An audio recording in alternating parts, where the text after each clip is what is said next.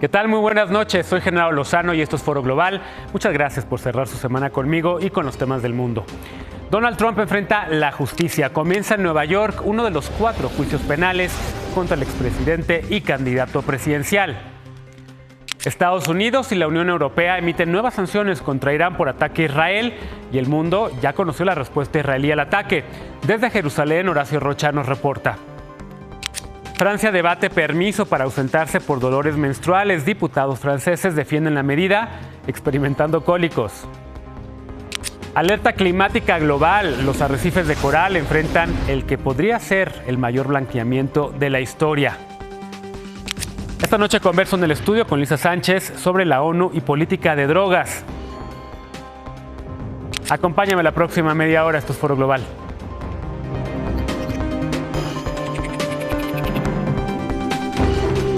Comenzamos ya con los temas de la noche. La elección en Estados Unidos, de verdad, cada vez está más interesante y también competida. Es que las encuestas han mostrado un empate técnico entre Biden y Trump, aunque realmente la contienda por el dinero, Biden va de gane y le hemos dado seguimiento a este tema aquí en Foro Global. A toda esta complejidad, ahora se suma el inicio de uno de los 4 juicios penales que enfrenta Donald Trump, quien ha tenido literal que ir diario a una corte en Nueva York y de ahí a hacer actos de campaña. El corresponsal Ariel Mutsazos contextualiza todo esto en el siguiente material.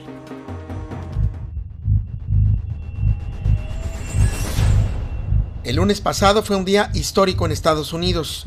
Dio inicio en Nueva York el primer juicio penal contra Donald Trump. Es la primera vez en la historia que un expresidente estadounidense enfrenta un juicio penal.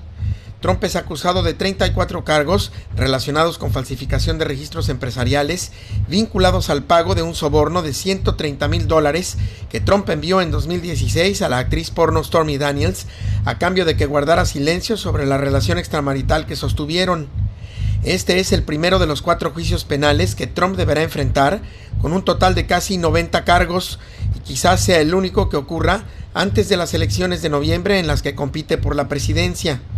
En Estados Unidos, de acuerdo con la ley, estar sometido a juicio, ser encontrado culpable e incluso estar en la cárcel no es impedimento para poder competir por la presidencia, ganar y tomar posesión, con lo cual, en términos de límites y posibilidades legales, los procesos judiciales no detienen a Trump para convertirse en presidente si ganara las elecciones.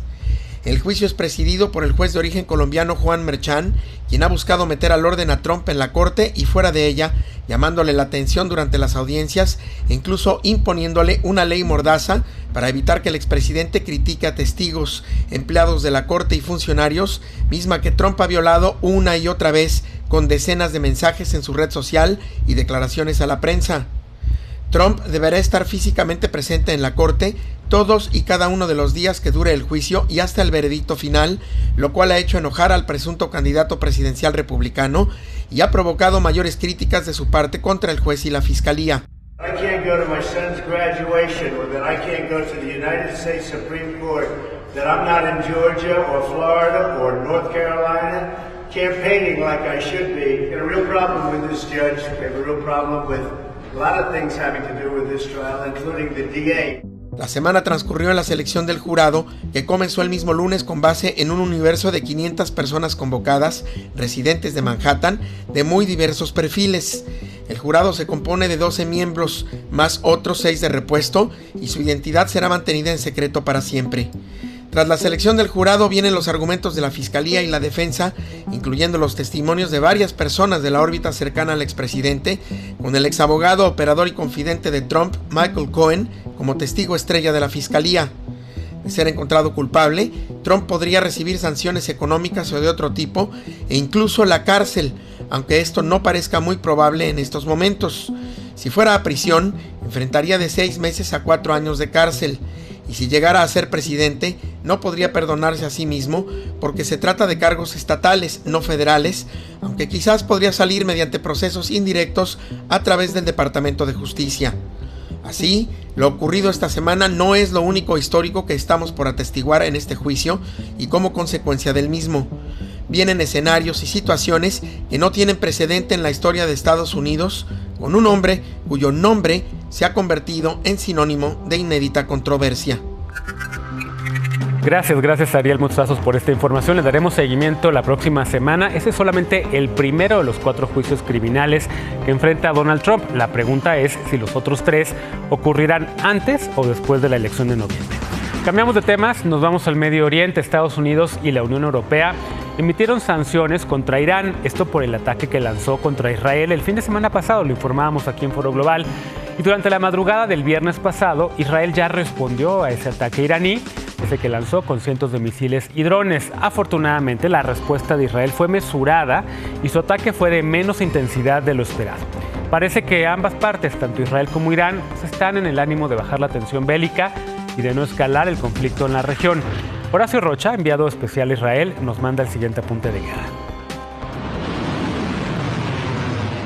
Por días, los esfuerzos diplomáticos intentaron que Israel no respondiera al ataque de Irán. El Estado judío siempre dejó claro que lo haría. La madrugada del viernes vio la respuesta, pero fue un ataque muy mesurado, justo lo que Washington y Londres pedían. Si responden, que no provoque otra reacción de Irán y una escalada mayor. Parece que por ahora funcionó. Al mismo tiempo, Israel mandó un mensaje claro: podemos atacar la ciudad que queramos y la próxima vez será de verdad. Ese es el juego mortal que enfrenta hoy la región, donde el dicho es que un misil, un error que provoque la muerte de muchos civiles, sería suficiente para encender una mecha y un fuego incontrolables. Este ataque deja también dudas. ¿Es este el final, al menos por ahora, de la pugna entre Israel e Irán? ¿O es el primero de varios que quizá tenga planeado el Estado judío? En Oriente Medio nunca nada es seguro. El día del ataque fue también de rezos en el mundo musulmán. Los palestinos en Jerusalén, que también se ven afectados por toda la situación, la ven así. If Israel wanted to respond to what Iran did, she could do it after 1 second, or after 1 hour, after 1 day. So Israel is afraid of responding what Iran did. Los israelíes, cuya mayoría querían una respuesta, no saben bien qué pensar. Algunos afirman que deberían destruir Irán. I'm not so happy because I think Israel make mistake again. Because now Iran is very weak. They don't have power. They cannot resist. Israel can destroy everything in Iran. La realidad es que destruir Irán no sería factible. No solo porque es también una potencia en la región, como buscó demostrarlo en la semana en su desfile militar, sino porque Israel enfrenta ahora muchos frentes a la vez. La guerra en Gaza pasa ya de los 6 meses y no hay una victoria. La crisis humanitaria y la muerte de más de 34,000 palestinos ha hecho que la opinión pública en el mundo y los aliados de Israel, incluyendo Estados Unidos, critiquen continuamente al Estado judío. Y aún tiene a 133 rehenes que no ha podido rescatar, y las negociaciones están estancadas. Al norte, el otro enemigo, proxy de Irán como lo es Hamas en Gaza, Hezbollah, mucho más peligroso, mucho más mortal. Abrirse frente totalmente sería también un desastre. Hezbollah, se dice, cuenta con más de 150,000 misiles.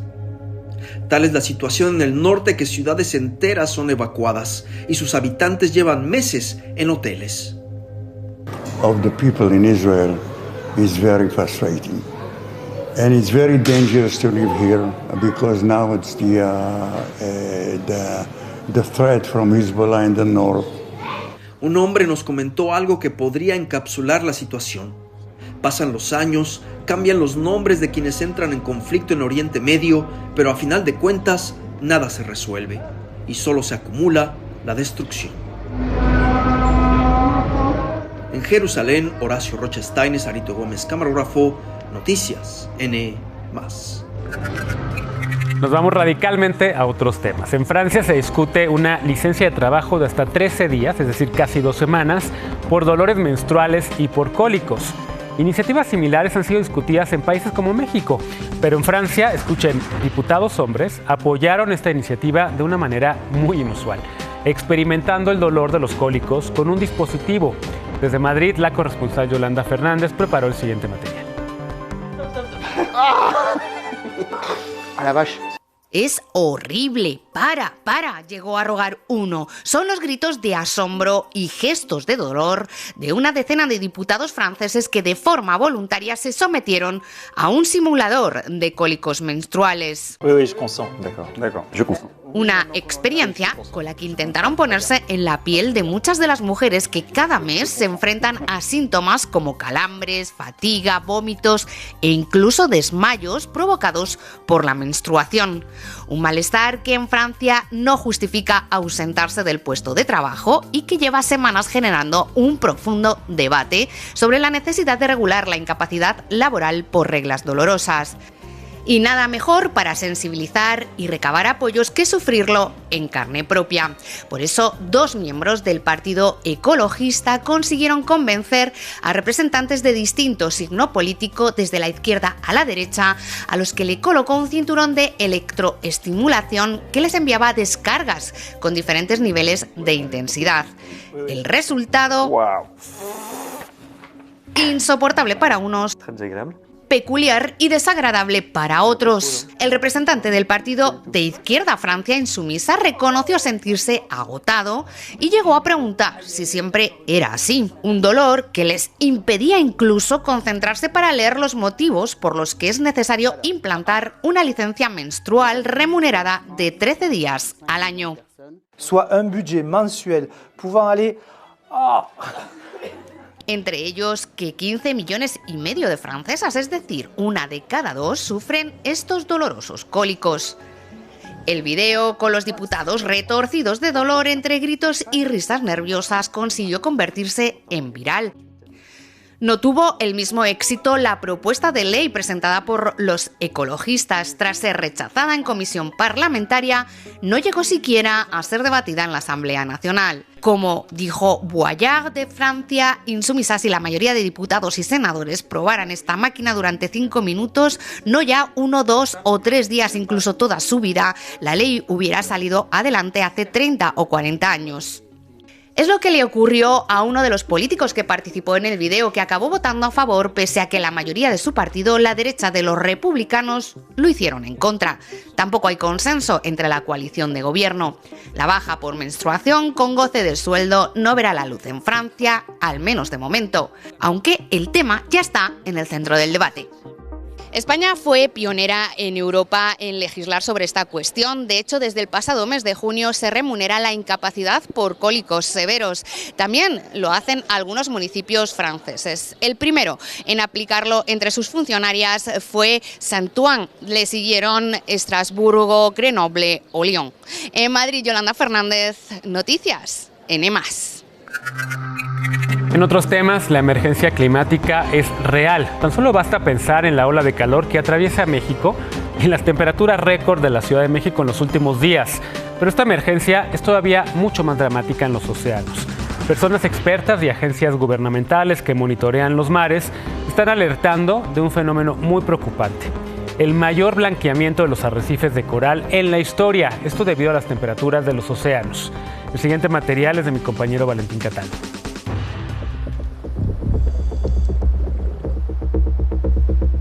Recientemente, la Administración Nacional Oceánica y Atmosférica dio a conocer que los arrecifes de coral a nivel global enfrentan la peor crisis ocurrida.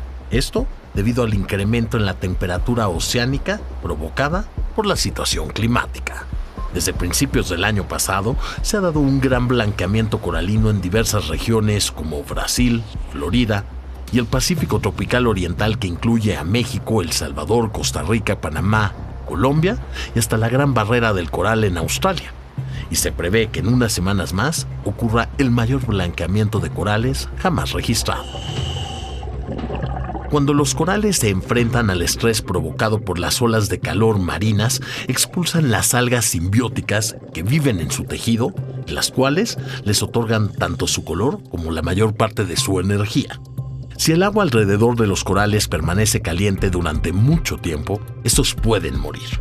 Vale la pena recordar que los arrecifes de coral son ecosistemas que propician la vida marina, lo que pone en riesgo a millones de especies y cadenas alimentarias. Según expertos, este será el cuarto fenómeno de este tipo que se registra a nivel mundial y se espera que afecte a más arrecifes que cualquier otro antes.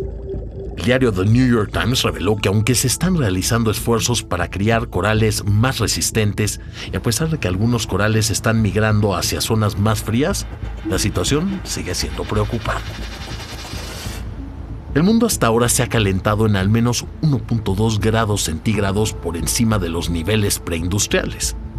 Y la evidencia científica sugiere que el mundo ya ha llegado a un punto de inflexión desastroso en el que se prevé que entre el 70 y el 90% de los arrecifes de coral del mundo mueran bajo tal calentamiento. Los científicos consideran que la única forma de revertir los daños del cambio climático es llevando a cabo medidas concretas. Valentín Cataldo, Noticias NM+. Vamos a una muy breve pausa, pero al volver converso en el estudio con Lisa Sánchez. Ella es experta en política de drogas. Vamos a hablar de un cambio en la prohibición que se empieza a ver desde Naciones Unidas. Ya volvemos, esto es Foro Global.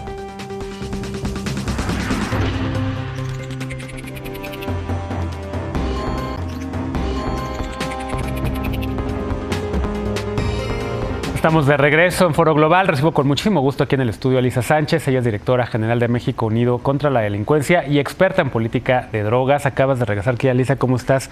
Buenas noches. Con el gustazo de verte, mi querido Genaro, y efectivamente regresando de lo que fue una sesión histórica de la Comisión de Estupefacientes de Naciones Unidas. A ver, cuéntame primero qué es eso, y me encanta estar contigo, por cierto. Muchos años juntos en tele, en Punto y Contrapunto, y ahora aquí en Foro Global.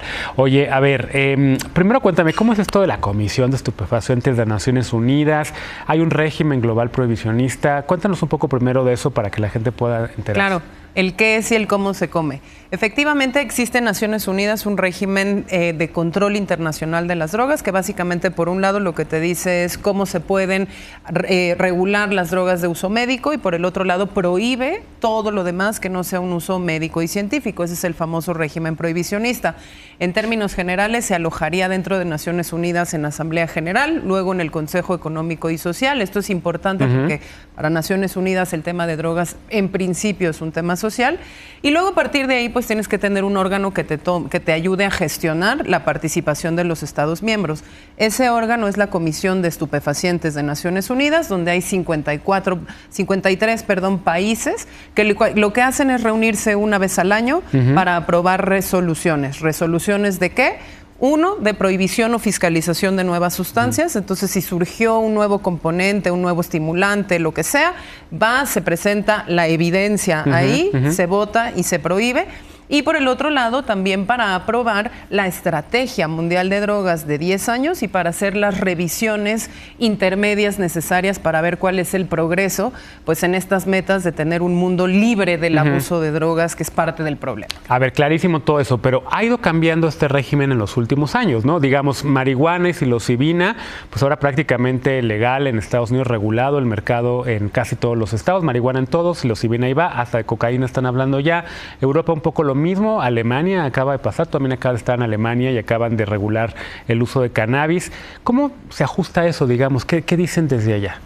Pues justamente el mundo ha ido cambiando de manera muy importante y de manera muy rápida, justo como para permitir regulaciones legales de distintas sustancias. Tú recordarás que en México hemos tenido muchos años de discusión, incluso con la participación de fallos de la Suprema Corte de Justicia.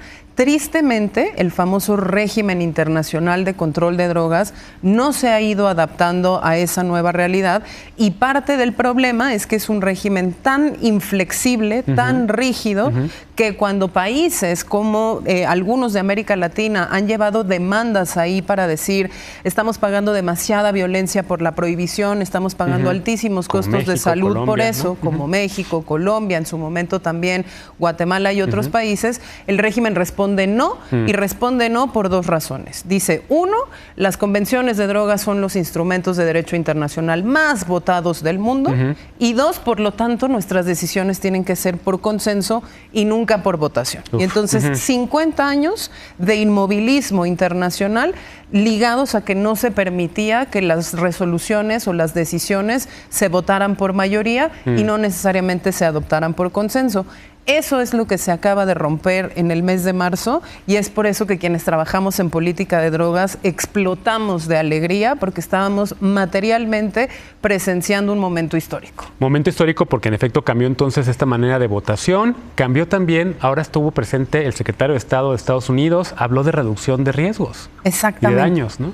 Tuvimos lo que se denomina un segmento de alto nivel que estuvo dedicado a medir el progreso intermedio del programa o del plan internacional de drogas o la estrategia mundial de drogas, y ahí participó no solo el secretario Blinken, también mandó un mensaje el presidente Petro, estuvo el vicepresidente de Bolivia, hubo representación de ministros y de muy alto nivel de varios países. En el caso de México fue nuestro subsecretario de Asuntos Multilaterales, tristemente no tuvimos una representación, pues digamos, de más alto nivel.